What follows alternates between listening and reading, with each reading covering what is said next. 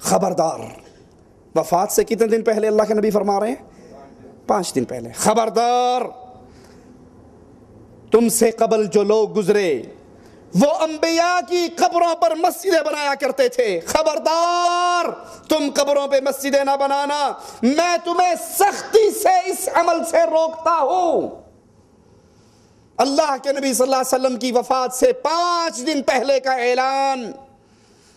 تم سے پہلی امت یہود و نصارہ انبیاء اولیاء اتقیاء کی قبروں پہ انبیاء کی قبروں پہ مسجدیں بناتے تھے. تم ایسا عمل نہ کرنا. محمد کریم صلی اللہ علیہ وسلم سختی سے منع کرتے ہیں اپنی امت کو کہ تم اے امت محمد کسی ولی کی کسی بزرگ کی کسی نیک اور صالح کی قبر پہ مسجد نہ بنانا. اس عمل سے نبی نے اپنی زندگی میں منع کر دیا. لیکن افسوس ہمارا معاشرہ شرک کی اس دلدل میں گرتا جا رہا ہے. ادھر پیر مرتا ہے بابا مرتا ہے. یہود و نصارہ تو انبیاء کی قبروں پہ بناتے تھے. یہ نقطہ بھی یاد رکھنا. یہود و نصارہ کس کی قبر پہ بناتے تھے؟ انبیاء کی. اور ہم کس کی قبر پہ بناتے ہیں؟ کوڑے شاہ،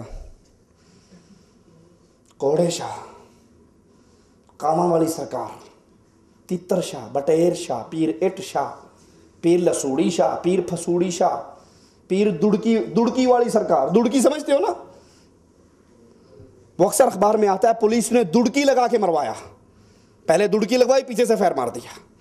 میرے گاؤں میں عبدالحکیم سے باہر نکلو تو وہاں پر دربار ہے پیر دڑکی شاہ. میں نے کہا اس کو کس نے دڑکی لگا کے مارا تھا؟